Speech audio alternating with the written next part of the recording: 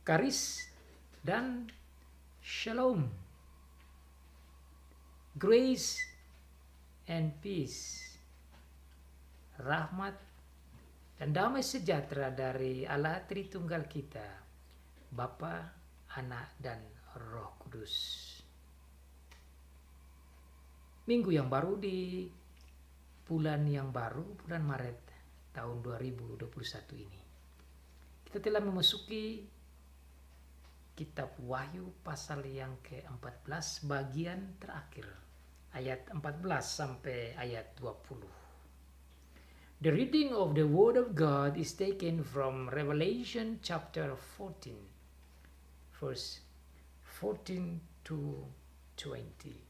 Here is the Word of God. Demikianlah bunyi firman Tuhan kita.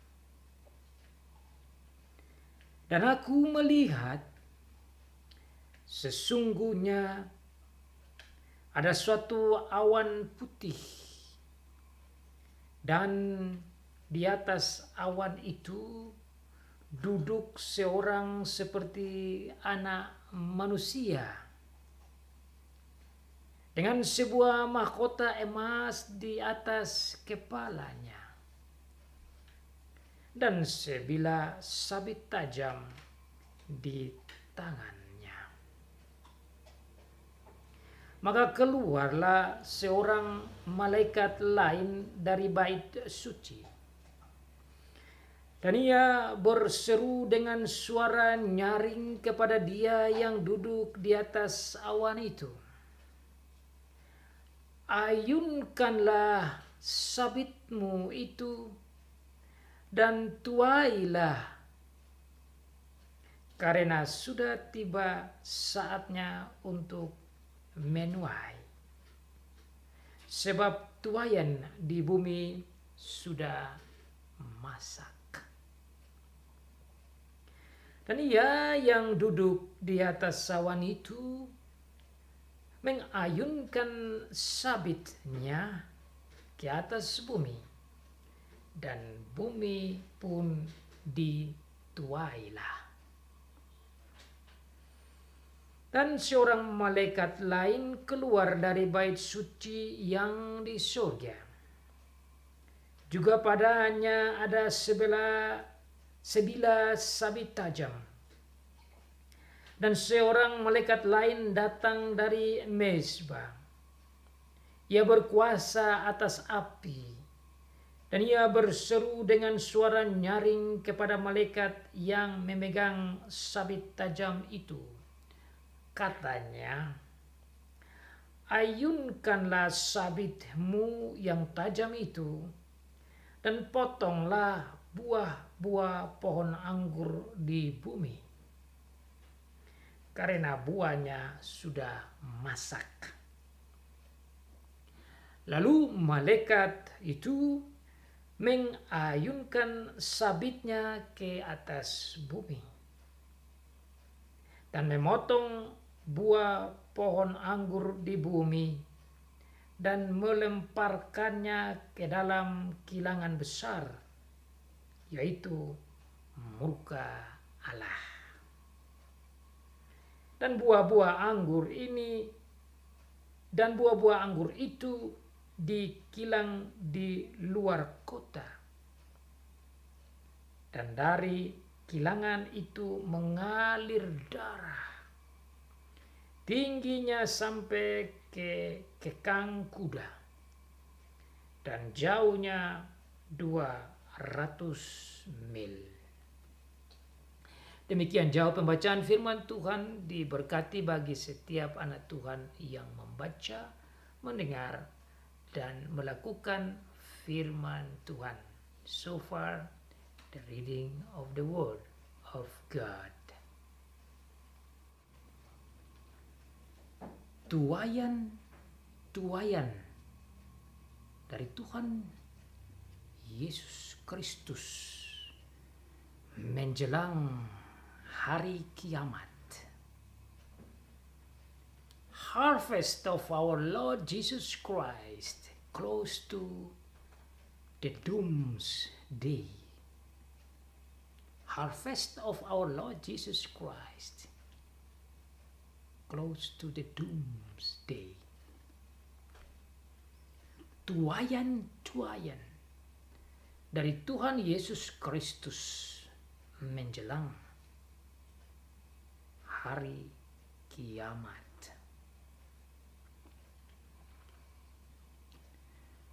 Saudara, pada pasal yang ke-14 bagian yang terakhir ini, saya melihat sebagai bagian yang berhubungan dengan masa waktu yang paling terakhir, di mana pada saat Tuhan Yesus mengadakan penuaian,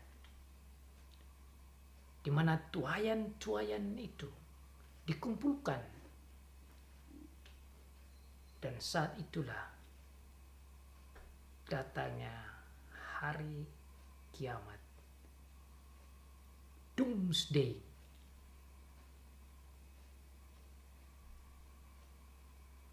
Saya melihat hal ini berhubungan dengan konteks pasal 13 dan pasal ke-14 khususnya. Pada pasal ke-14 bagian yang pertama berbicara tentang kemenangan Tuhan Yesus bersama dengan gereja atas dragon atau iblis atau setan, atas antikristus dan anti-antikristus yang lain, nabi-nabi palsu, dan atas seluruh pengikut-pengikut binatang atau yang punya nomor 6 itu. Kemenangan atas setan dan semua pengikut-pengikutnya yang sebelumnya seperti menang atas gereja atau orang-orang percaya. Tetapi dalam pasal ke-14 kita mendengar orang-orang percaya bersama-sama dengan anak domba yaitu Tuhan Yesus berada di Bukit Sion, rumah Tuhan, membuktikan kemenangan dari gereja oleh karena Tuhan Yesus atas setan dan semua pengikut-pengikutnya. Oleh karena itu dalam pasal 14 bagian pertama kita belajar tentang bagaimana nyanyian pujian yang dilakukan, yang dinyanyikan oleh umat Tuhan dengan merdu bagaikan permainan kecapi, dan yang besar dan lantang bagaikan suara gemuruh guntur atau suara air bah. Dan umat Tuhan menjadi kudus tak bercacat oleh karena karya pekerjaan Tuhan Yesus Kristus. Pada bagian yang kedua minggu lalu saudara dan saya belajar sekali lagi kemenangan dari Tuhan Yesus Kristus atas iblis dan atas pengikut-pengikut iblis, di mana kita belajar tentang jatuhnya Babylon atau Babel. Kita belajar tentang Allah lah yang patut disembah dan dimuliakan dan harus dihormati. Kita belajar tentang hukuman-hukuman yang diberikan oleh Tuhan kepada pengikut-pengikut iblis. Selama-lamanya mereka ada di neraka. Sementara orang-orang percaya, saudara dan saya, yang ada dalam Tuhan Yesus Kristus boleh beristirahat dan menerima berkat, bahkan hadiah-hadiah yang Tuhan siapkan di rumah Bapa di surga. Bagian ketiga minggu ini saudara, kita belajar tentang bagaimana kemenangan yang lain, tentang the climax tuayan, puncak.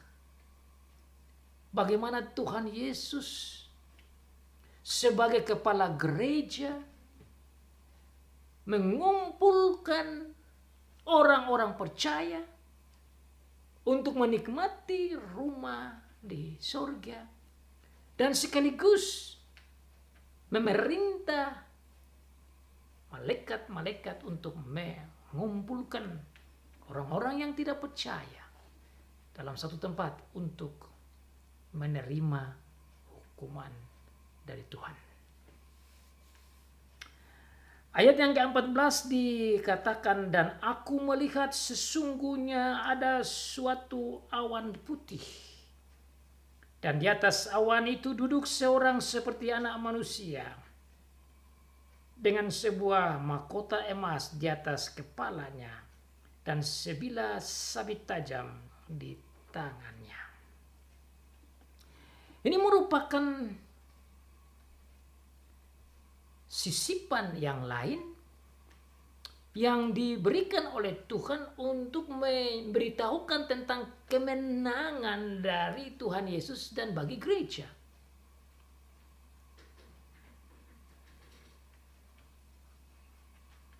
Di bagian ini sekaligus menunjukkan keperkasaannya Tuhan Yesus, kemahakuasaannya Tuhan Yesus,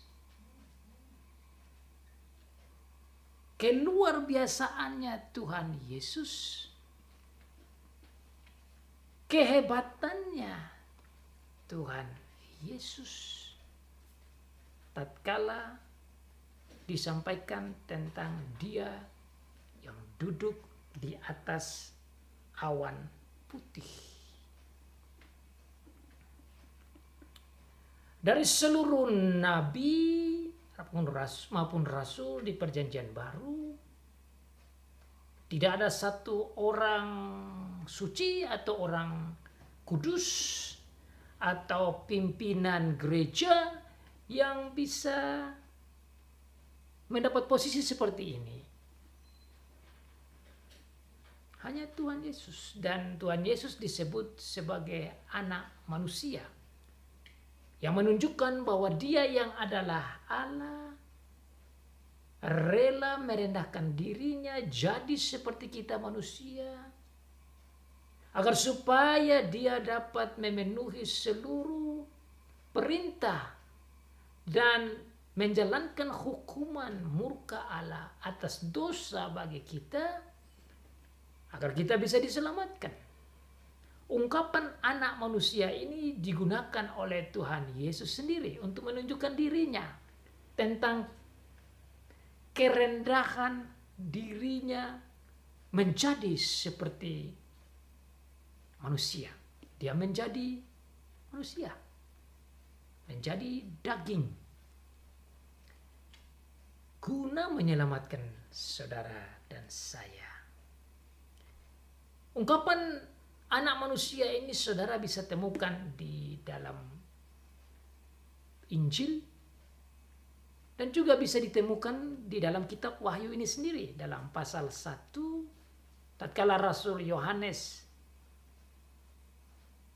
mendapat penglihatan tentang Tuhan Yesus, Tuhan Yesus menampakkan dirinya dan Dia katakan dengan ungkapan yang sama tentang Tuhan Yesus dengan ungkapan anak manusia.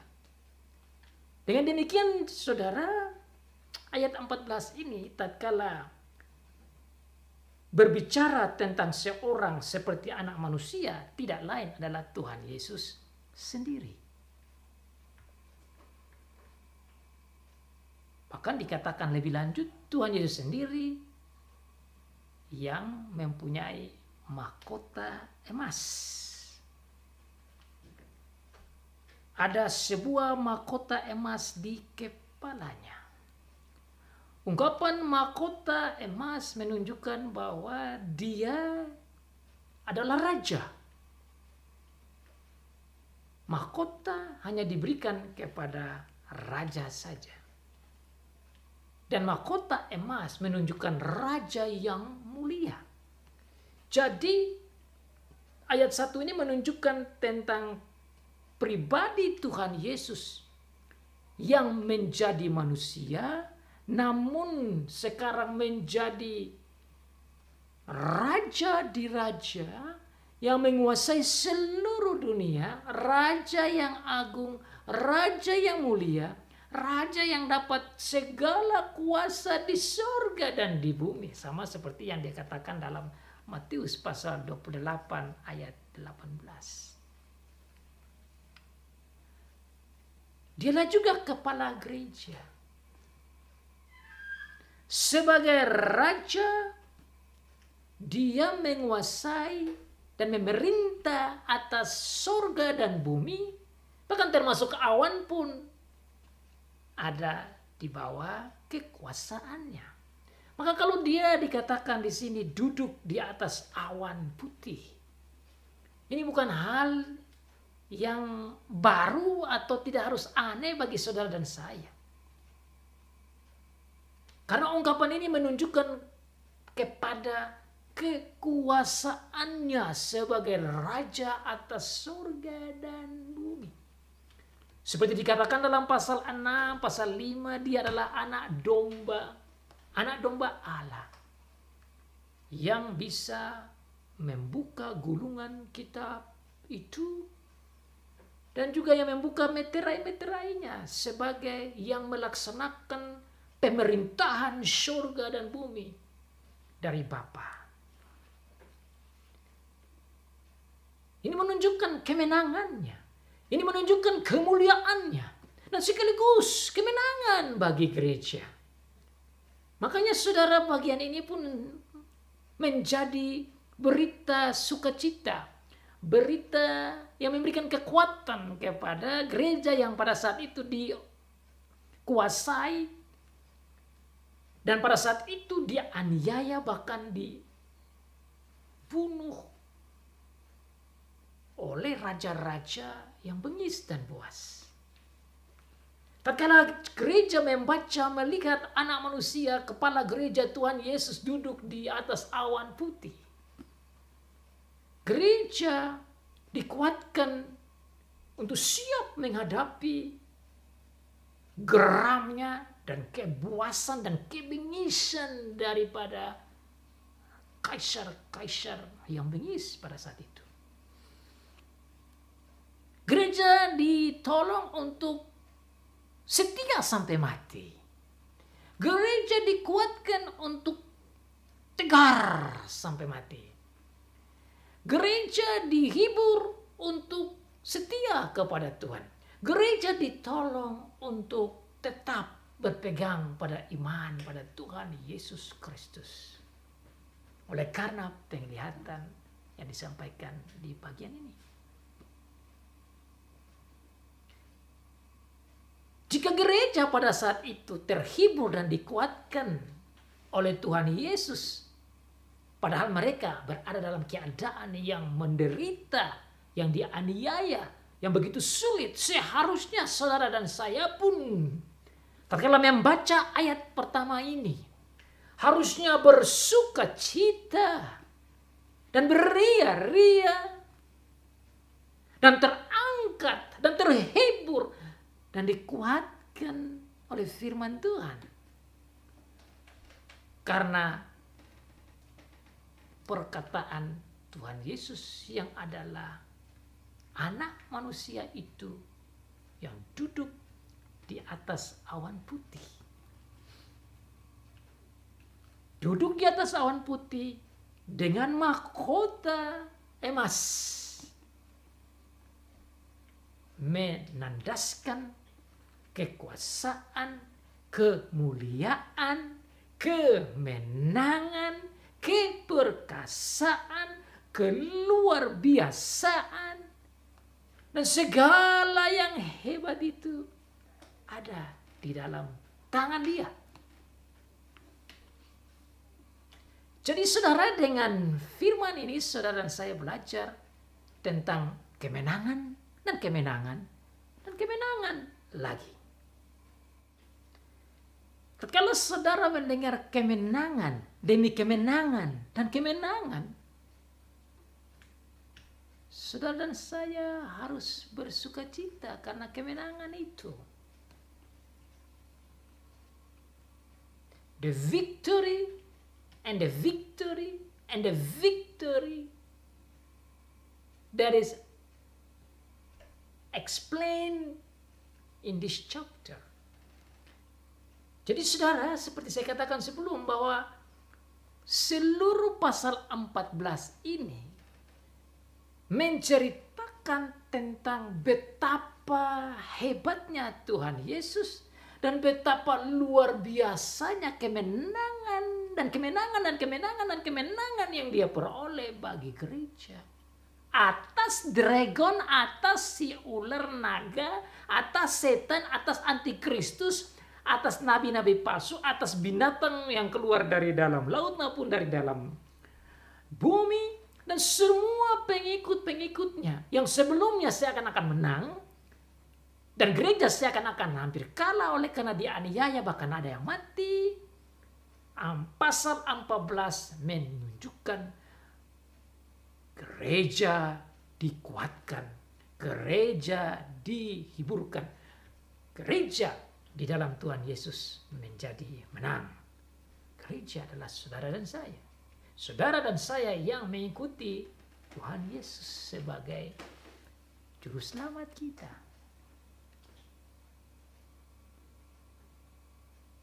Dengan demikian saudara, ayat 1 tentang awan, tentang mahkota, tentang mahkota emas, menunjukkan betapa luar biasanya kemenangan-kemenangan Tuhan Yesus, kekuasaan dan kekuatan Tuhan Yesus, dan tentu sekaligus menghibur saudara dan saya sebagai anggota gereja. Dalam Wahyu pasal 1 ayat 7 itu pun dijelaskan bahwa dia akan datang kembali dengan awan. Saudara, mari buka Wahyu pasal 1 ayat yang ke-7 untuk mengingat kembali yang sudah kita dengar khotbah di awal-awal dari kitab Wahyu. Ayat 7. Lihatlah, ia datang dengan awan-awan, dan setiap mata akan melihat dia, juga mereka yang telah menikam dia, dan semua bangsa di bumi akan meratapi dia. Ya, amin. Dia datang dengan awan-awan.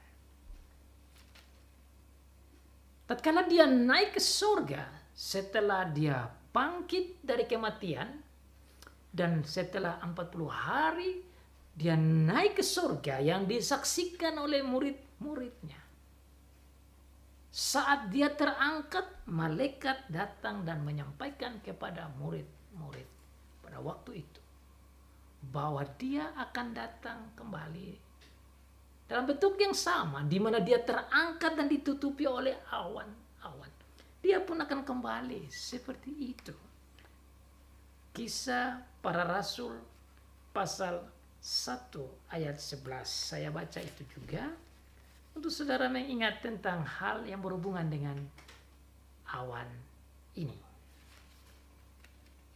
Kisah 1 ayat yang ke-11. Dan berkata, saya baca dari ayat 10, ketika mereka sedang menatap ke langit waktu ia naik itu, tiba-tiba berdirilah 2 orang yang berpakaian putih dekat mereka dan berkata kepada mereka, hai orang-orang Galilea, mengapakah kamu berdiri melihat ke langit?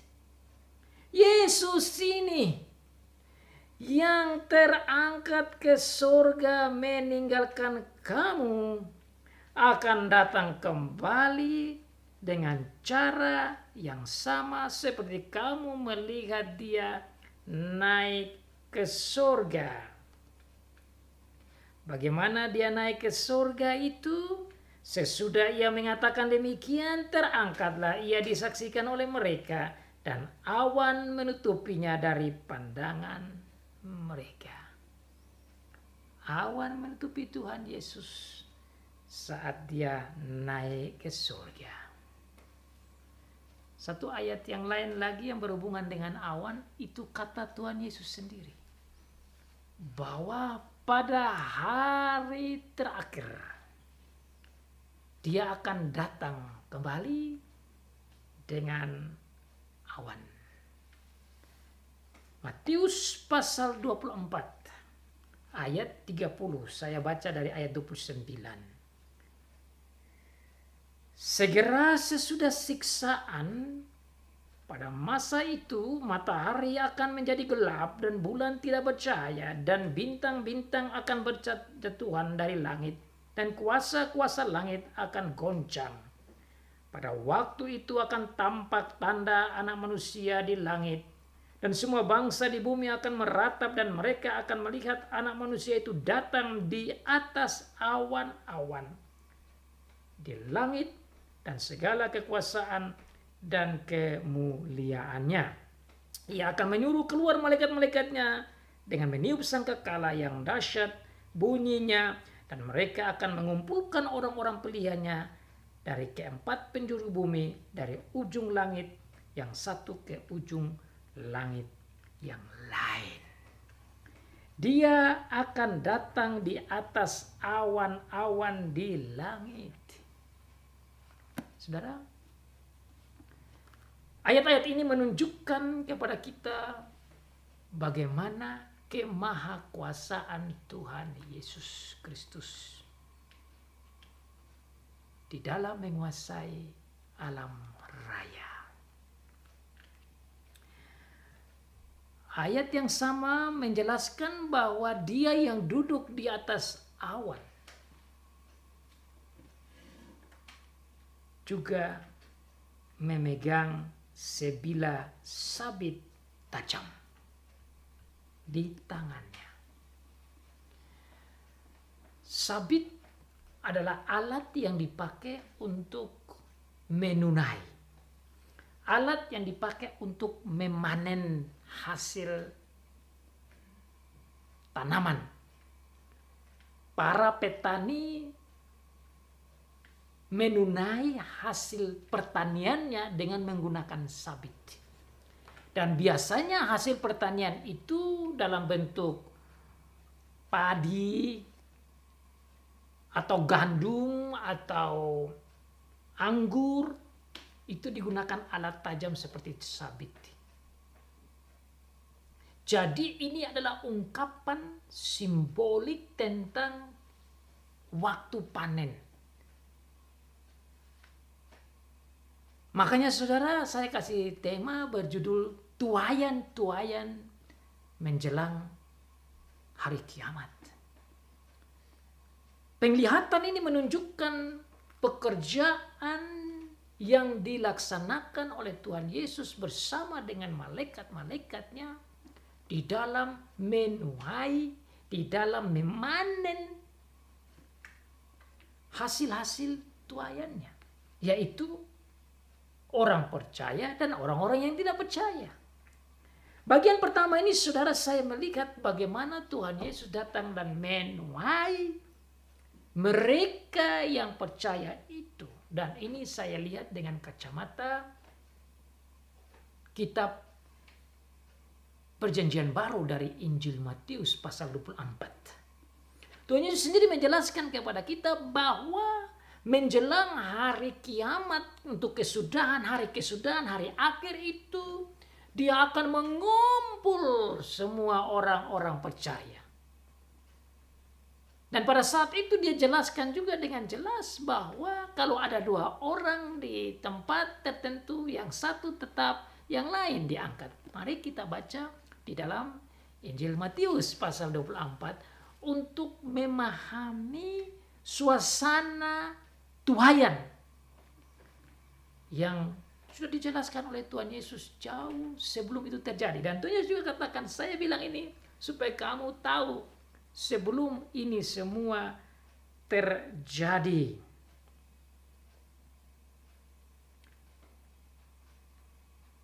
Injil Matius pasal yang ke-24 khusus ayat 25 dia katakan begini, camkanlah aku sudah mengatakannya terlebih dahulu kepadamu.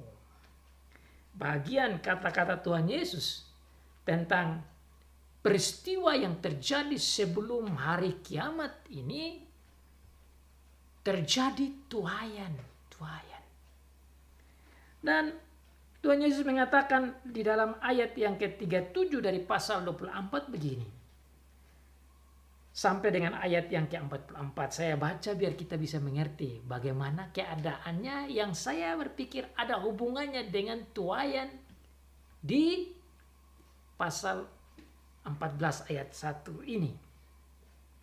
Sebab sebagaimana halnya pada zaman Nuh, demikian pula halnya kelak pada kedatangan Anak Manusia.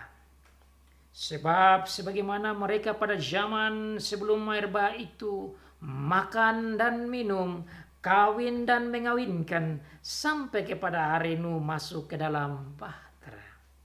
Dan mereka tidak tahu akan sesuatu sebelum air bah itu datang dan melenyapkan mereka semua. Demikian pula lah halnya kelak pada kedatangan Anak Manusia. Ungkapan yang sama ya, Anak Manusia. Pada waktu itu kalau ada 2 orang di ladang, yang seorang akan dibawa, yang lain akan ditinggalkan. Kalau ada 2 orang perempuan sedang memutar batu kilangan, seorang akan dibawa, yang lain akan ditinggalkan. Karena itu berjaga-jagalah, sebab kamu tidak tahu pada hari mana Tuhanmu datang. Tapi ketahuilah ini, jika tuan rumah tahu pada waktu mana pada malam hari pencuri akan datang, sudahlah pasti ia berjaga-jaga dan tidak akan membiarkan rumahnya dibongkar. Sebab itu hendaklah kamu juga siap sedia, karena Anak Manusia datang pada saat yang tidak kamu duga.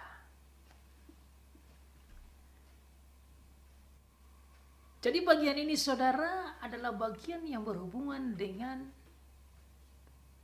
kiamat. Hari terakhir. Hari kedatangan Tuhan Yesus Kristus. The Doomsday. Atau hari hisab. Hari terakhir. Jika saudara ingin mengetahui banyak tentang hari terakhir, hari kiamat, hari hisab, hari kiamat atau doomsday yang Tuhan bicara, maka ini kesempatan emas saudara kita pelajari dari Wahyu pasal 14 bagian terakhir ini dihubungkan dengan kitab Matius pasal 24. Yang tadi kita baca bersama tentang bagaimana Tuhan Yesus menunai. Bagaimana Tuhan Yesus memanen. Dengan mengumpulkan orang-orang percaya di satu bagian atau satu tempat. Dan orang-orang yang tidak percaya di satu tempat yang lain. Sebentar kita akan berbicara tentang katastrofi atau bencana-bencana yang terjadi bagi orang-orang yang tidak percaya. Ini kata Tuhan Yesus. Tapi indah sekali saudara, luar biasa sekali. Sebelum kita masuk ke sana, kita berbicara dulu tentang bagaimana kasih Tuhan Yesus dalam menuai, memanen, harvest orang-orang percaya, saudara dan saya lebih dahulu. Yang satu diangkat, yang satu tinggal. Bahkan dikatakan dalam ayat sebelum bahwa mereka yang percaya ini dikumpulkan oleh Tuhan lewat malaikat-malaikat dari seluruh penjuru bumi. Ayat 31. Dan ia akan menyuruh keluar malaikat-malaikatnya dengan meniup sangkakala yang dahsyat bunyinya. Dan mereka akan mengumpulkan orang-orang pilihannya dari keempat penjuru bumi. Dan dari ujung langit yang satu ke ujung langit yang lain. saudara dan saya dikumpulkan dalam satu grup orang-orang yang diselamatkan.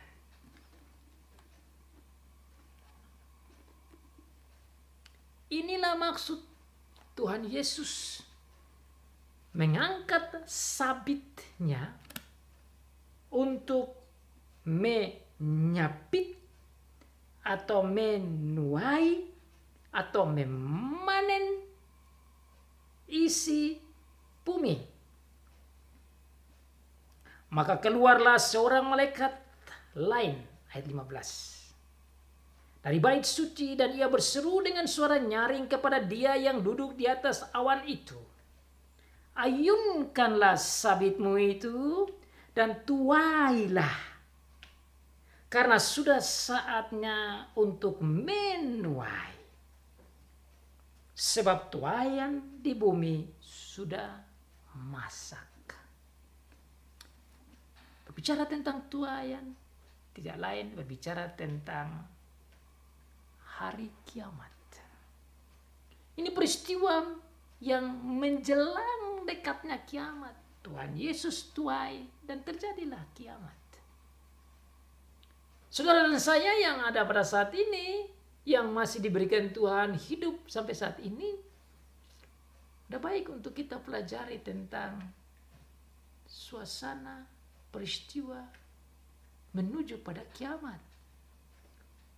Tatkala peristiwa itu sampai saudara dan saya dituai secara terpisah dari mereka yang tidak percaya. Tapi menjelang itu saudara, Tuhan Yesus juga menjelaskan kepada kita bahwa ada beberapa peristiwa yang harus terjadi sebelum itu. Dan itu juga diungkapkan di dalam Matius pasal 24 yang sama.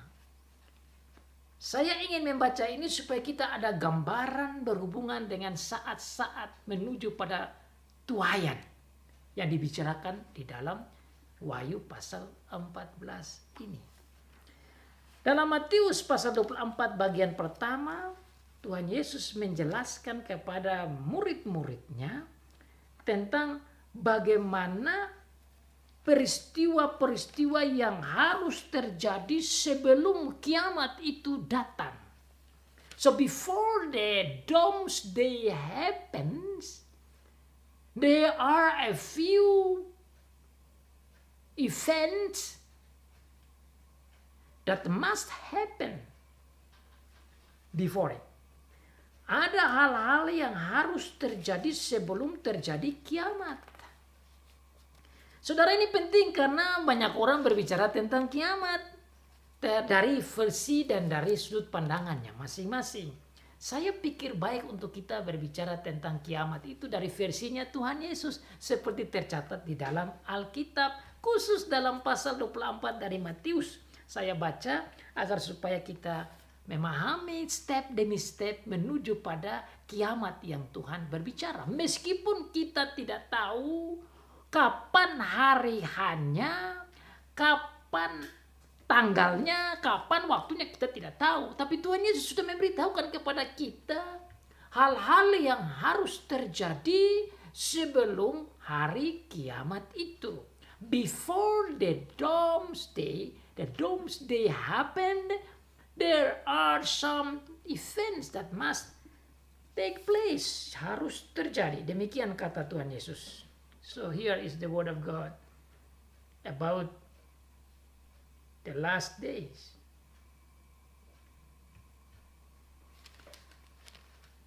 Ayat yang ketiga saya baca. Ketika Yesus duduk di bait Zaitun, di bukit Zaitun, datanglah murid-muridnya kepadanya untuk bercakap-cakap sendirian dengan dia. Kata mereka, katakanlah kepada kami bila manakah itu akan terjadi dan apakah tanda kedatanganmu. Maksudnya kedatangan Tuhan Yesus yang kedua kali. Tentu berhubungan dengan hari kiamat. Dan tanda kesudahan dunia. Itu tentu hari kiamat. Ayat 4. Jawab Yesus kepadanya, "Waspadalah supaya jangan ada orang yang menyesatkan kamu. Sebab banyak orang akan datang dengan memakai namaku dan berkata, 'Akulah Mesias.' Dan mereka akan menyesatkan banyak orang." Ayat 6. "Kamu akan mendengar deru perang atau kabar-kabar tentang perang. Namun berawas-awaslah, jangan kamu gelisah. Sebab semuanya itu harus terjadi, tetapi itu belum kesudahannya. Sebab bangsa akan bangkit melawan bangsa, dan kerajaan melawan kerajaan. Akan ada kelaparan dan gempa bumi di berbagai tempat. Akan tetapi semuanya itu barulah permulaan penderitaan menjelang zaman baru. Pada waktu itu kamu akan diserahkan supaya disiksa, dan kamu akan dibunuh dan akan dibenci semua bangsa oleh karena namaku.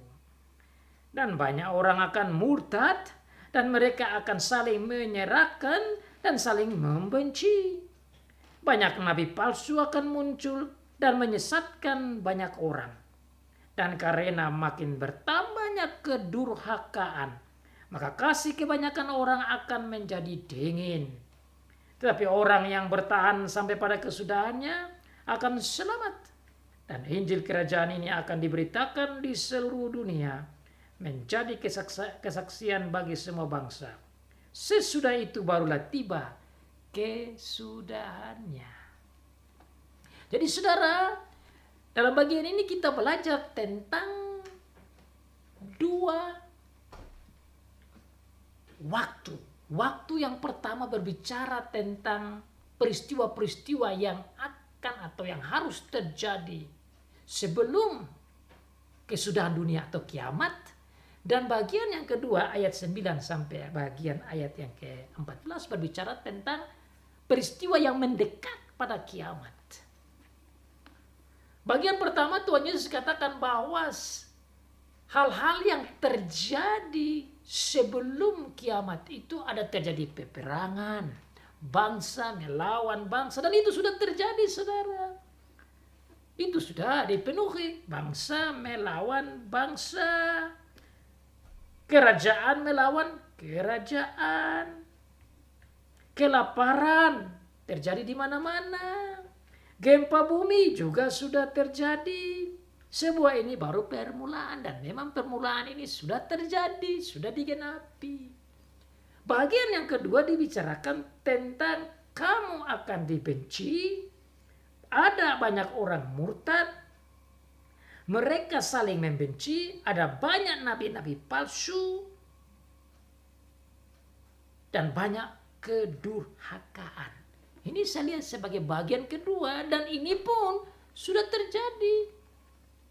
Banyak orang yang datang juga, baik di luar negeri, yang saya pernah lihat sendiri dan dengar. Ada banyak orang katakan bahwa mereka lah Mesias. Banyak kedurhakaan yang sekarang sedang terjadi.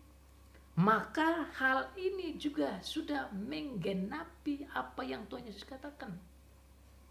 Sekarang saudara tinggal saja bagian yang lebih dekat seperti dikatakan di dalam ayat yang ke-14-15 dari Wahyu pasal 14 ini.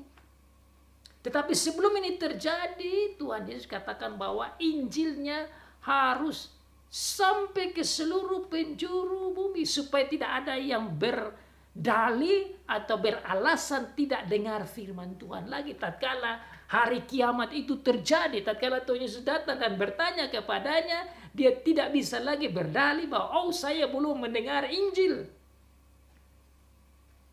Itu maksud dari ayat yang ke-14. Sehingga tatkala Tuhan Yesus datang dan mengadakan tuaian, panen, orang yang tidak percaya tidak bisa berdalih. Maka ini kesempatan saudara, tatkala kita bicara tentang tuaian, adalah hal yang sangat penting untuk saudara menyampaikan dan membagikan video seperti ini kepada orang yang kalaupun belum pernah dengar ataupun belum bertobat dan menerima Tuhan Yesus. Agar dia menerima dia juru selamat supaya dia diselamatkan. Jika tidak, saudara, dia harus bertanggung jawab kepada ketidaktaatannya, ketidakpercayaannya, dan penolakannya pada Tuhan Yesus. Dan pada saat penghakiman terjadi, di saat tuayan itu, dia tidak bisa lagi berdebat dan berargumentasi dan beralasan dan berdalih, seakan-akan dia tidak pernah dengar apa yang dikatakan oleh Injil tentang Tuhan Yesus sebagai juru selamat, tentang Tuhan Yesus sebagai Allah yang menjadi manusia. Tapi bagi yang sudah percaya, bagi yang beriman, saudara, ini merupakan saatnya mengetahui bahwa pada hari terakhir menjelang kiamat itu, Tuhan Yesus mengadakan tuayan, mengadakan panen bagi semua orang yang percaya. Sebagaimana pada zaman Nuh, orang yang percaya, Nuh dan keluarganya di set apart di satu tempat, yang tidak percaya di satu tempat, dan mereka mati saja begitu. Zaman Lot sama juga, Lot diselamatkan di satu tempat, dan mereka yang tidak percaya di set di satu tempat. Tuhan Yesus pada saat kedatangannya menuju pada doomsday atau doomsday, pada saat hari kiamat, hari terakhir itu, menuai, memanen orang-orang yang percaya, saudara dan saya. Dengan demikian, saudara, tatkala kita di mana saja saudara berada, kalaupun kita menghadapi penganiayaan oleh karena nama Tuhan Yesus, kalaupun kita dihina oleh karena Tuhan Yesus, kalaupun kita diolok karena Tuhan Yesus, kalaupun kita disusahkan oleh karena Tuhan Yesus, kalaupun kita menderita oleh karena iman dan oleh karena firman dan oleh karena Tuhan Yesus, saudara dan saya harus menjadi kuat.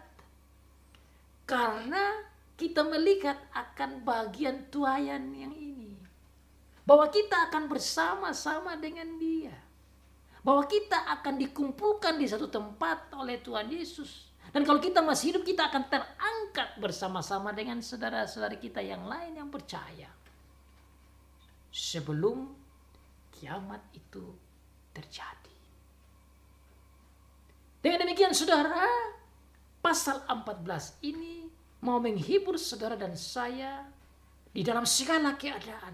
Bahkan tatkala kita menghadapi virus corona, bahkan kita menghadapi goncangan ekonomi, ataupun kita menghadapi berbagai macam penyakit yang datang, saudara boleh menjadi terhibur dan kuat karena berita firman ini. Oleh karena Tuhan Yesus yang menguasai surga dan bumi dan akan menuai panen orang-orang yang percaya di tempat yang berbeda dengan orang-orang yang tidak percaya. Sekarang saudara, bagaimana dengan orang-orang yang tidak percaya menjelang hari kiamat? What will happen to the people who do not believe? Close to the doomsday, what will happen? Here is the explanation. Inilah yang dijelaskan di dalam ayat 17 dan seterusnya. Setelah Tuhan Yesus mengayunkan sabitnya ke atas bumi untuk dituai, maka ayat 17 menjelaskan tentang tuaian bagi orang-orang yang tidak percaya. Dan seorang malaikat lain keluar dari bait suci, dan dari surga juga padanya ada sebilah sabit tajam. Dan seorang malaikat lain datang dari mezbah. Ia berkuasa atas api. Dan ia berseru dengan suara nyaring kepada malaikat yang memegang sabit tajam itu. Katanya, ayunkanlah sabitmu yang tajam itu. Dan potonglah buah-buah pohon anggur di bumi. Karena buahnya sudah masak. Ini adalah bagian yang berhubungan dengan tuaian atas orang-orang yang tidak percaya. Saudara lihat di sini, malaikat-malaikat ini keluar dari bait suci. Malaikat-malaikat ini berbicara dari surga. Ini berarti mereka melaksanakan tugas sebagai perintah dari Bapa. Ini bukan inisiatif mereka.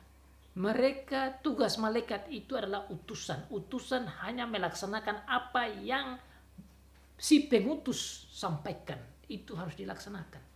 Maka semua yang dikatakan oleh malaikat dan dijalankan oleh malaikat dalam ayat 17 sampai 18, bahkan sampai ayat 20 di sini tidak lain adalah perintah dari Bapa di surga.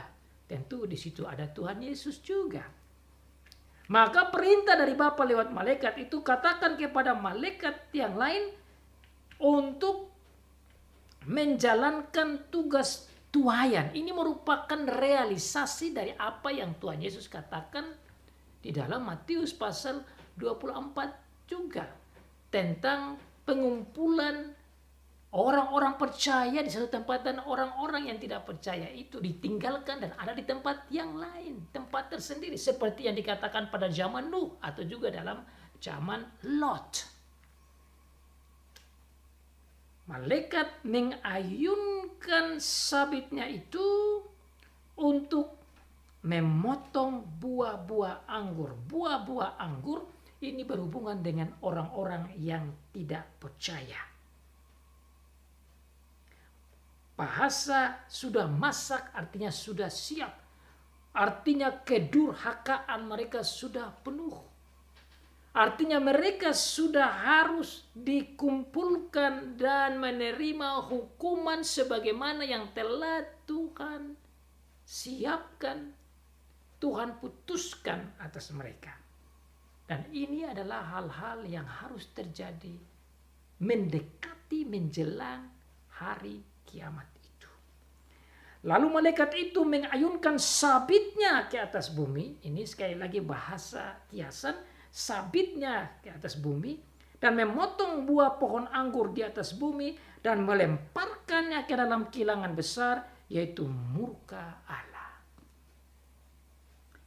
Jadi orang-orang yang tidak percaya ini dikumpul dan dibuang ke tempat penghukuman di mana ada murka Allah. Saudara, ini satu hal yang sangat penting. Saudara tentu tidak mau diri saudara atau anak saudara atau istri saudara atau suami saudara atau keluarga saudara masuk dalam kelompok ini. Sebab kalau masuk dalam kelompok ini, saudara, ini tidak lain penderitaan selama-lamanya.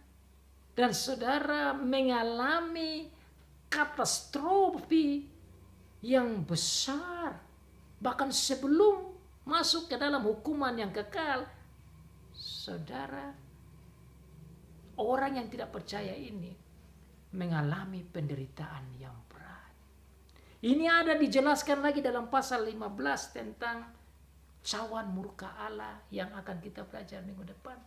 Tapi saudara dijelaskan lebih dalam tentang itu tatkala dibuang di kilangan besar murka Allah itu, mereka digiling di luar kota itu dengan dari kilangan itu mengalir darah. Ini ungkapan tentang penderitaan dan kematian yang mengerikan, saudara. Bahkan diungkapkan di sana tentang betapa tingginya darah yang mengalir itu dan betapa jauhnya darah yang mengalir. Ini, saudara, ungkapan simbolis. Hanya mau mengutarakan betapa besar dan luasnya katastrofi penderitaan yang dialami oleh orang-orang yang tidak percaya.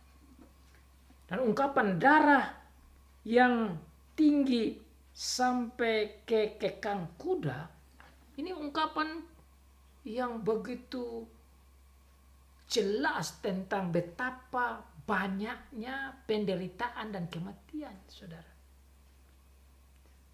Kekang kuda itu tingginya kalau bukan 2 meter, 1,5 meter. Saudara bisa bayangkan kalau darah tinggi seperti begini, berarti itu bukan sedikit. Kemudian jauhnya aliran darah itu yang mengalir, jauhnya itu 200 mil. Saya hitung 200 mil itu sekitar 290-an kilometer, hampir 300 kilometer. Itu sudah hampir menyeluruh daerah Israel. Berarti ini ungkapan tentang keseluruhan bumi. Orang-orang yang tidak percaya di bumi ini akan mengalami kesengsaraan dan kematian sampai ungkapan darah yang begitu tinggi, tertumpah dan begitu jauh mengalir. Tumpahan darah pada saat mendekat, bahkan saat doomsday, hari kiamat. Peristiwa ini akan dijabarkan lebih dalam lagi dalam pasal 15 tentang katastrofi, bencana dan bencana besar yang dialami oleh orang-orang yang percaya, orang-orang yang tidak percaya. Orang-orang yang percaya tidak alami ini, saudara. Saudara dan saya tidak akan alami bencana-bencana besar yang Tuhan sudah siapkan sebagai jawaban doa atas mereka yang sudah menjadi martir oleh karena nama Tuhan. Saudara ingat apa yang dijelaskan di dalam Wahyu pasal yang ke-6 berhubungan dengan meterai ke-5. Pada saat itu ada doa-doa orang kudus yang memohon kepada Tuhan Allah. Kapan ya Allah yang Maha Kuasa, Engkau membalas darah kami kepada mereka yang telah membunuh kami, yang telah mengakhirkan hidup kami. Dan Tuhan katakan mereka harus sabar sampai jumlah orang-orang yang percaya itu dibunuh seperti mereka.